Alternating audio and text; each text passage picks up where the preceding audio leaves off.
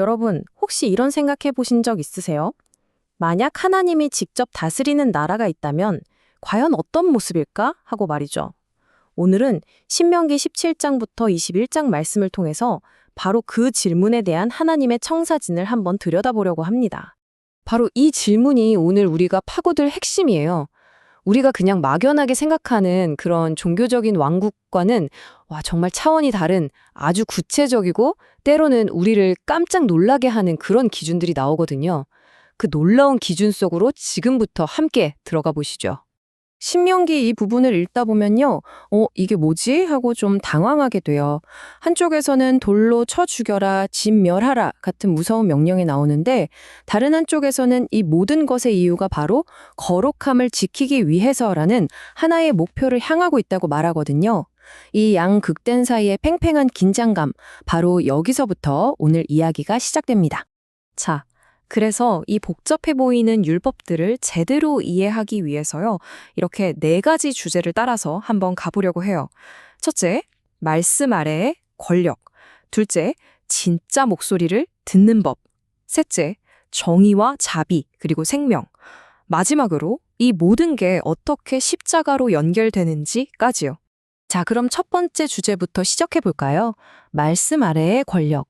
하나님 나라에서 권위와 통치의 기준은 과연 무엇일까요?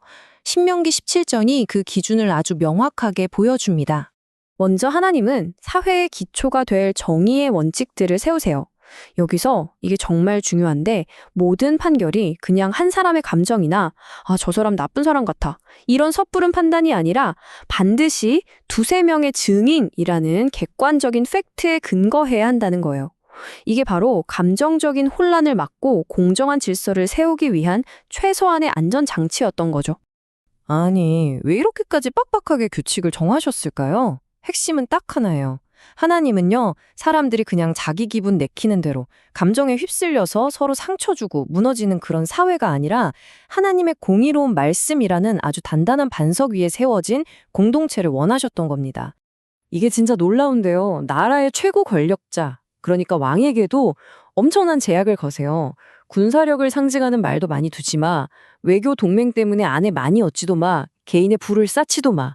그리고 이게 제일 중요한데 평생 옆에 율법책을 두고 매일 읽으라는 거예요. 이게 뭘 의미할까요? 바로 하나님 나라의 핵심 원리입니다. 그 어떤 인간왕도 법 위에 설 수 없다는 거, 오히려 그 말씀에 복종해야 한다는 거죠. 진짜 왕은 오직 하나님 한 분뿐이다. 이걸 아주 강력하게 선언하는 거예요. 자, 그럼 두 번째 주제로 넘어가 볼까요? 참된 음성 듣기. 하나님 나라의 백성이라면 영적으로 누구의 목소리에 귀를 기울여야 할까요? 18장은 진짜와 가짜를 아주 명확하게 갈라놓습니다. 그 당시 주변 나라들 정말 온갖 미신으로 가득했거든요. 점치고 마술 부리고 심지어 자기 자식을 불에 태워 바치기까지 했어요. 하나님은 이 모든 걸 한마디로 가증하다, 절대 따라하지 말라고 선을 딱 그으십니다. 그럼 뭘 따라야 할까요? 그 대안으로 정말 놀라운 약속을 하나 주세요. 바로 모세 같은 선지자를 일으켜서 하나님의 말씀을 직접 전하게 해주시겠다는 거예요. 근데 이게 그냥 앞으로 선지자들이 계속 나올 거야, 이런 단순한 뜻이 아니었어요. 네, 맞습니다. 이 약속이 궁극적으로 가리키는 분은 바로 예수 그리스도예요. 사람들의 불안감을 파고드는 그런 거짓된 영성이 아니라 하나님의 살아있는 말씀 그 자체이신 분을 보내주시겠다는 정말 엄청난 예언이었던 거죠. 이 수천 년 전의 말씀이 오늘 우리에게도 똑같이 묻고 있는 것 같아요. 세상에 정말 많은 목소리가 있잖아요. 이렇게 해야 성공해, 저게 행복이야 하면서 우리를 유혹하는데 여러분은? 우리는 지금 누구의 음성을 듣고 있나요? 좋습니다. 세 번째 주제로 가볼게요. 정의, 자비, 그리고 생명. 19장하고 20장에는 사법제도나 전쟁에 대한 법이 나오는데 이 안에서 이 세 가지 가치가 어떻게 기가 막히게 균형을 이루는지 한번 보세요. 먼저 도피성이라는 제도가 나와요. 이게 고대 사회의 기준으로 보면 정말 파격적인 거였어요. 왜냐면 그때는 눈에는 눈, 이에는 이가 아니라 눈에는 목숨으로 갚는 그런 피해 복수가 당연했거든요. 그런데 실수로 사람을 죽인 경우 감정적인 보복을 피해서 공정한 재판을 받을 기회를 준 거예요. 복수가 아니라 공의가 사회를 이끌어야 한다는 거죠. 그리고 정말 유명하지만 또 정말 많이 오해받는 구절이 나옵니다. 바로 눈에는 눈, 이에는 이. 이 말 들으면 어떠세요? 뭔가 되게 잔인하고 받은 대로 똑같이 갚아주라는 말처럼 들리지 않나요? 그런데 사실은요, 그 의미가 정반대에 가깝습니다. 이건 내 맘대로 복수해 하고 허락해주는 게 아니에요. 오히려 그 반대죠. 네가 눈 하나 다쳤다고 상대방 목숨을 빼앗는 그런 과도한 복수는 절대 안 돼 하고 딱 제한을 두는 공정한 처벌의 상한선을 정해주는 법이었어요.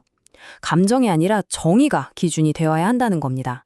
심지어 전쟁터에서도 생명을 존중하는 하나님의 마음이 드러나요. 전쟁이 무서운 사람, 이제 막 결혼한 사람, 새집 지은 사람 다 집으로 돌려보내래요. 그리고 진짜 놀라운 건 적의 성을 포위할 때도 과일나무는 베지 말라는 거예요. 왜? 나무는 너의 적이 아니지 않냐. 모든 생명은 소중하다. 이 정신이 담겨 있는 거죠. 자, 이제 드디어 마지막 네 번째 주제입니다. 어떻게 보면 오늘 이야기의 하이라이트라고 할 수 있는데요. 21장은 지금까지 우리가 살펴본 모든 법의 원리들이 어떻게 하나의 거대한 신학적 진실, 바로 십자가로 모아지는지를 보여주는 정말 중요한 부분입니다. 여기 아주 특이한 법이 하나 나와요. 들판에서 누가 죽였는지 모르는 시체가 발견됐어요. 그러면 그 시체에서 제일 가까운 마을이 공동으로 책임을 져야 했어요. 이건 난 모르는 일인데? 하고 죄의 문제를 외면할 수 없다는 우리 공동체 전체의 책임이라는 걸 가르쳐주는 거죠. 그리고 마침내 이 모든 율법의 의미를 꿰뚫는 한 구절에 도착합니다. 나무에 달린 자는 하나님께 저주를 받았음이니라. 당시 나무에 매달려 죽는다는 건 가장 끔찍하고 수치스러운 형벌을 의미했어요. 이 구절 어디서 많이 들어보지 않으셨나요?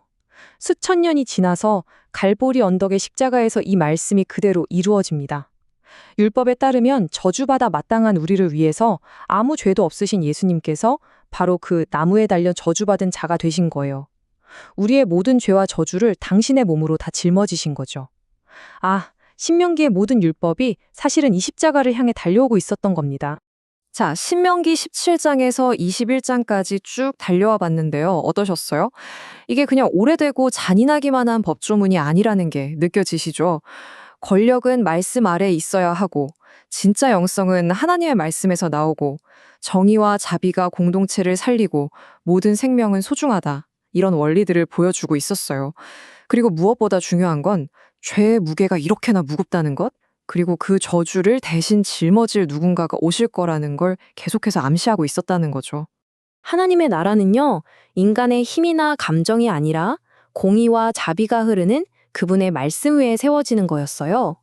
그리고 그 한가운데에는 우리 대신 저주를 짊어지신 십자가가 있었고요.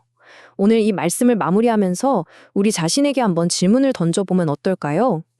지금 나의 삶은 과연 하나님의 다스림을, 그분의 통치를 받고 있는가?